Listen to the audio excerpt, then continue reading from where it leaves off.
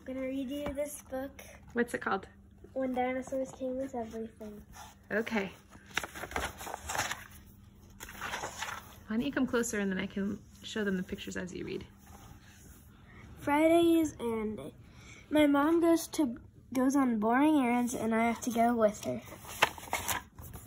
And this Friday seemed like every other Friday until we got to the bakery. A sign above the donuts said, buy a dozen, get a dinosaur. I couldn't believe my eyes, neither could my mom. They must mean a toy, she said. But when I took the box of donuts, the lady behind the counter said, hold on, little guy, don't forget your dinosaur. And there he was. Mom, I yelled. It was a Triceratops. What? Cried my mom. She did not look happy. How are we going to get that home? The bakery lady smiled. Oh, don't worry, he'll follow you. They always do.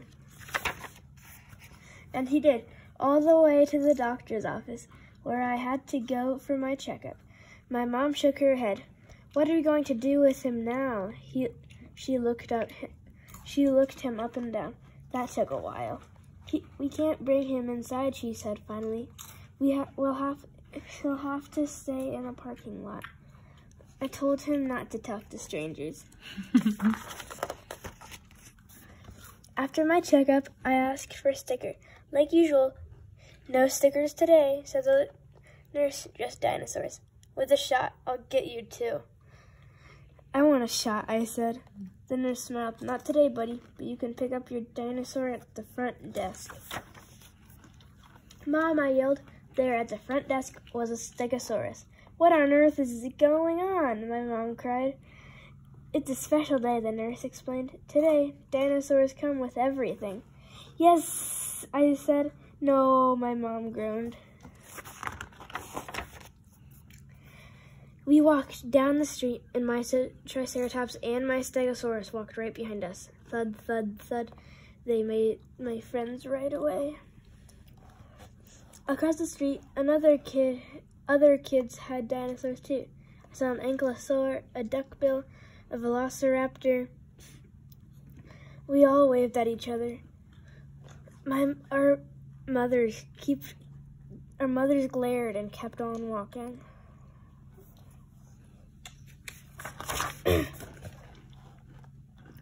I think we'd better go home right now, my mom said. But what about my haircut? The barber's waiting for me. My mom looked at the dinosaurs. Then she looked at my bangs. The barber always gives you a balloon, doesn't he? A nice balloon? Uh-huh, I said. I didn't want a balloon. I wanted a barosaur.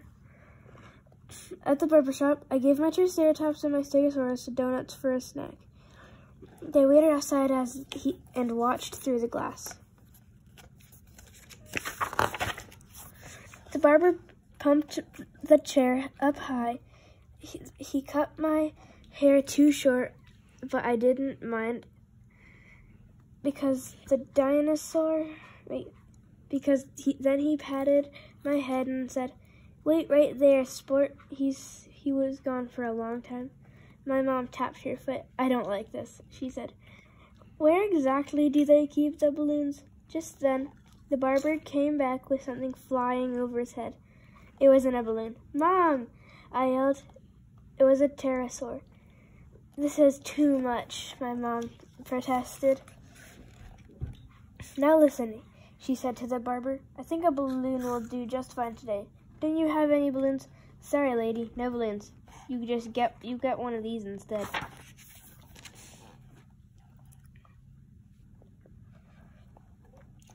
It was like that everywhere we went. At the shoe store, the sign read, "Buy 2 pair, get dinosaur free." My mom decided my shoes would last a while longer. But at the theater, we could hear the popcorn man shouting, "Butter? No butter? You want a dinosaur with that?"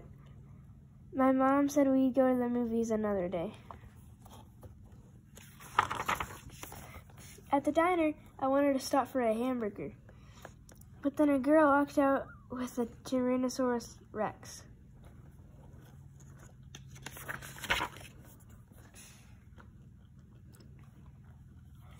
Okay, that's it, my mom cried. We are definitely not having lunch there. She looked at my Triceratops, my Stegosaurus, and my Pterosaur. What are we supposed to do with all of these dinosaurs? We don't have room for them. We can't take care of them. I hugged her leg. Don't worry, Mom. They can live in the backyard. My mom shook her head. Sweetheart, they're not toys. Dinosaurs are a lot of work. But Mom, look. They eat anything. And they sleep outside. I'll do everything, I promise. Please, Mom, please. My mom sighed. Well, I suppose we can't just leave them here. Thank heavens we didn't stop at that diner. We hurried home, and my dinosaurs hurried after us. When we were almost there, we saw a little duck-billed dinosaur. Standing alone on the street corner, he looked lost. Mom, that's a baby hadrosaur. He's all by himself. Sweetie, we've already got our hands full. We got home. Oh, don't forget this part. The hadrosaur. The hadrosaur followed us. It wasn't my fault. When we got home, my mom needed to lie down, so I made lunch for the dinosaurs. Then I showed them where we go to the bathroom. I told them to stay out of the neighbor's yard because of his mean dog.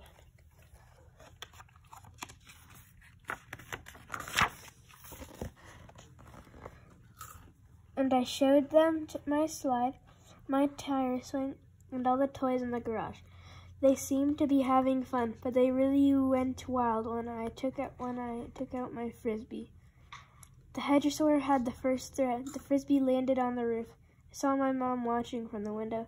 Is everything all right out there? She asked. Everything's fine, Mom. We can get it down. And my pterosaur flew up and plucked the frisbee out of the gutter. My mom kept watching. She looked at him for a long time. The next thing I knew, she had him cleaning the gutters. Then she came out to the backyard and with a pile of wet clothes. These spikes come in handy, don't they? She said.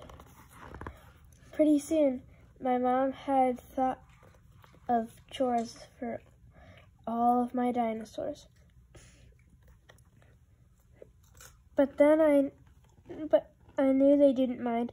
It just meant that they were part of the family.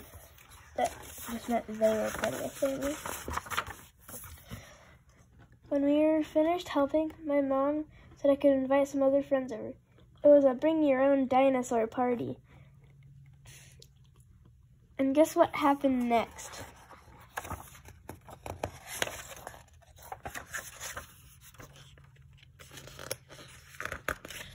I heard my mom on the phone to the bakery. She asked, "Do we have any donuts left?" And that's when I knew everything would be just fine. Good job, Chris. Thanks for listening to me read When Dinosaurs Came with Everything. It's written by Elsie Broach and illustrated by David Small. Great job, bud. This is that right there. Yeah, good job. All right, we love you, Luna, and we love you, Torin. Torin. All right, Benny's going to read the next book.